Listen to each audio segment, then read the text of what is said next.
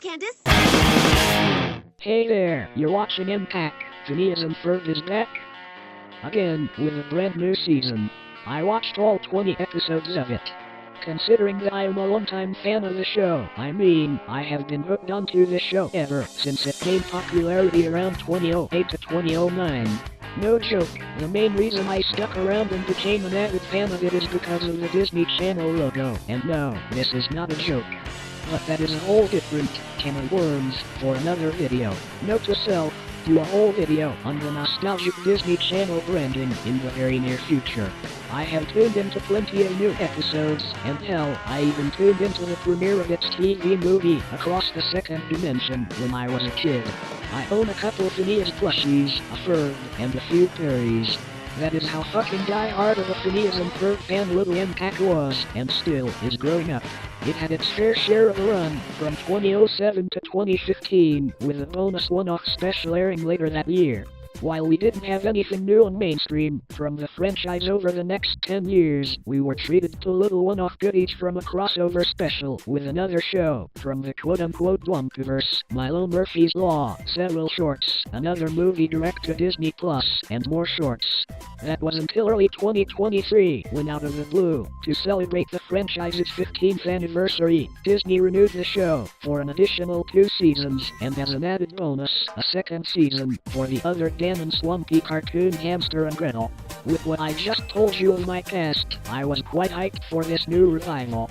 More hyped than I was since Comedy Central announced that Ren and Stimpy reboot, which released but didn't release officially, and was universally canned for reasons. But I digress. And here we are now, in February 2026, with all 20 episodes of Phineas and Ferb's long-awaited 5th season revival, and in this video, I will be discussing my thoughts on it overall. I did mention my thoughts on it partially on a live stream I did around the time the first 10 episodes dropped on Disney Plus, but with a whole season released to the public, I figured I'd delve into my personal thoughts on it. So, first things first, let's discuss the concept of this new revival, the new Phineas and Ferb. Season 5 takes place a year later, considering the supposed series finale from Season 4, Last Day of Summer, took place on... Well, the title says it all. I am not gonna bother repeating myself. I predicted that in regards to this new 2-season renewal, that the new episodes would be set the next summer. Seriously, who would want to see the adventures of Phineas, Ferb, and the rest of the gang at school? Put your hand down, Ferb. To be fair, Ed, Edd and Eddy's final seasons were set at school, but still. Also, if you take the events of the finale into consideration, that episode had a whole arc when Vanessa Doofenshmirtz planned on enrolling in an OWCA internship program and attempts to convince her father, Dr. Heinz Doofenshmirtz, to let her pursue her dreams, whilst simultaneously convincing him to turn to the good side. You know, considering Duke's not that evil and is also a good father. He succumbs to this suggestion at the very end, which supposedly brought his whole evil arc to an end. And then there's the OWCA Files special, and also that one episode before that where he is sentenced to be Vanessa's high school science class teacher, Duke 101, both of which, by the way, were originally intended to be backdoor pilots to respect to Phineas and Ferb spin-offs, but those plans never materialized beyond that, sadly. He was also a mainstay in Milo Murphy's Law Season 2, where Doofenshmirtz Evil Incorporated is destroyed and he just bunks in with Milo and his family for a large chunk of it. Now here we are, episode 1 of the new season, the new 104-day summer vacation summer blockbuster and Cloudy with a Chance of Mom, a 2-parter interestingly enough. Doof is back to his evil ways. Oh no, a total relapse! Yeah, go figure. To be frank, I have no problem with the fact that his goodness streak didn't last long at all. The only problem I have with it is not once, through the whole episode and the whole season, have we gotten a legitimate reason as to why. According to them, Dr. Doofenshmirtz just relapses to his evil ways. Just because. That's literally all they establish regarding it. We only got the cheeseburger without the pickles. Other than that little pet peeve, everything about this new era of the franchise has stayed consistent with the original run, writing-wise and humor-wise. Technically speaking, however, the animation style has shifted from traditional hand-drawn to flash-rigged animation, because a large chunk of cartoons now do that. Not that there's anything wrong with that. Just saying. With the exception of one episode, every episode in Season 5 onward is now writer-driven as opposed to the artist-driven style that was used during the first 4 seasons. For the most part, it's fine at best and jagged at worst. While there are gold mines smoothly animated, there are also bits and pieces where the character movements feel choppy, and that's a thing to get used to and get past. Another thing worth noting is the return of the main voice cast, with the exception of Thomas Brody Sangster and Mitchell Musso, who voice Ferb and Jeremy respectively. We have gotten used to the fact that Ferb's original VA no longer has the time to reprise his role and has since been replaced by David Arrigo Jr. since the Milo Murphy's Law crossover in 2018. Jeremy's, on the other hand, well, it's a little darker than you think. Mitchell departed from Disney a couple years back, for some reason, presumably having to do with his criminal record, and his character has been recast by someone else. For some reason, we don't exactly know who the fuck's voicing Jeremy in this new revival. I think David's the one paying close attention to his voice, considering that he is not a British actor and he puts on an accent for the role of Ferb alone. Also, here's a mandatory characters sound a little different, because their voice actor/actress has aged comment. Again, I don't have a problem with that. As for the episodes themselves, I am not gonna go in depth into every single one due to time constraints. Instead, I will mention my favorite and least favorite of the season, starting off with my favorite, that being Elevator Irritator.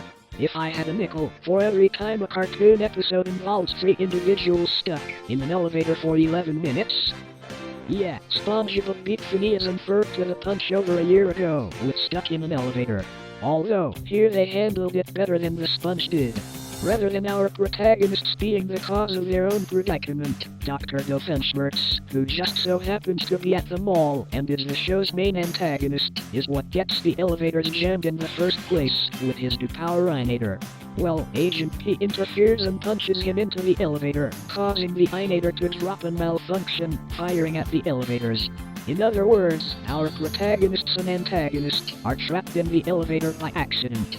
While SpongeBob's elevator adventure does nothing but have our plucky protagonists irritate the butt monkey Squidward and fuck around in the most stupidest ways possible, Phineas and Ferb on the other hand are a lot more softer and more in character as they convince Candace to calm down and try to make the most out of this unlucky situation with a catchy musical number to boot. SpongeBob ends with Squiddy not getting what he wants and ends up in jail, whilst the other way around, the boys trick out the elevator they were trapped to pilot their way out of the mall and over to the tiny cowboy concert Candace mentioned she was headed earlier in the episode. We also get to hear why Jeremy truly loves Candace in this episode, something that was hyped up in the Season 3 premiere The Great Indoors, but was cut off at the end for joke's sake. I always say we can spend our time being upset, or we can choose to make the most of the time we have together. And that, Candace Flynn Fletcher, is why I love you. Wait, did you say? No, maybe. Yes! Okay, but I didn't mean to say that out loud. Nope, I heard it, you can't take it back. Wait, you're not gonna say it back? And my least favorite of the season is Meet Me in St. Louis. Just like the Season 3 episode Meatless in Seattle, the only reason why this episode exists is so they can follow up on the fake trailer during the end credits of the previous installment, because that's what the fans crave. I am honestly glad they stopped doing more Meat specials after this one, because while this episode isn't outright terrible by any means, the only thing that really bugged me upon first watch and rewatch value besides the mid-writing is the trailer clip count gag that pops up every single time that specific clip is utilized within the episode. Not only is this gag extremely unfunny, it's more aggravating as a grown-up viewer who has already seen the fake trailer in the beginning of the episode. The joke is that look, it's that clip from the trailer. Look. Look at it! Look at it! Look at it! I want all of you to look at it! Like, I get it, it's that one shot from the trailer. I don't need to be reminded every single goddamn time. No joke, they repeat this gag for all 12 shots from the fake trailer, except the Susie vs. Meat battle scene which never made it into the episode itself. Matter of fact, I object to this union. Jerry the platypus? Ferb, aren't those extinct? I think you and I are about to have a giant Matrix-like battle in front of all these Bangaroo toys. No. I'm just a guy who's a sucker for the sounds of mass transit. Seriously, you had this the whole time? Why were we taking the bus? Oh, that's right, the trailer thing. We're not doing a trailer for the next one? And now, a trailer for another episode we do not intend to make. Wait, wasn't that Susie stuff supposed to be in this one? All right, I guess that's a victory. To its credit, they do acknowledge it at the end. Other than that, this episode's whatever. Nothing really much to add besides that tediously overused counter gag, although it's nice to have MPack on the show.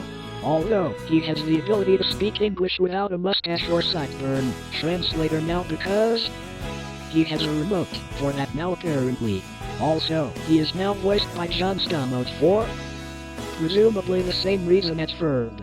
Considering Meep has numerous translators with different voices, I will let this slide. That little aspect of his has been quite prominent previously.